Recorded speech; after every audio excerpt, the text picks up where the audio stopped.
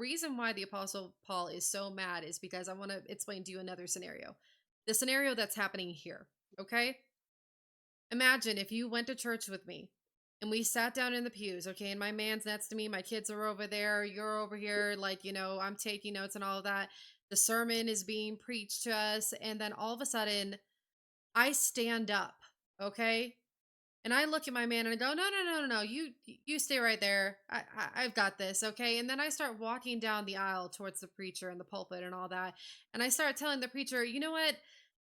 I've got a problem with this. I mean, I know I've never actually even read this, book of the Bible or anything, but I don't really agree with where you're going with this. You know what? I got a better idea entirely. How about you just go sit down and I will preach the sermon? Okay? Sound good? Good. Okay. Guys, I'm going to teach the lesson. Okay. I know I'm a new Christian. I know I don't know my doctrine or anything, but I've got this. Y'all sit down. That is what is happening in this church. Okay, these women are not being allowed to go preach the gospel. Okay, for some reason, this church allowed its women, okay, didn't step in the way of its women getting up and having questions and then deciding to preach the gospel themselves in this church as in a pastor type way, in a church.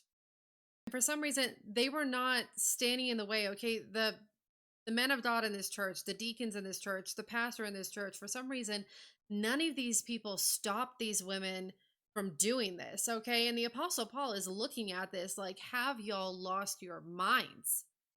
Okay. Because it talks about this in other places of the Bible. And this is another place where I feel like people might get upset at me about, but a woman should not be a pastor to begin with.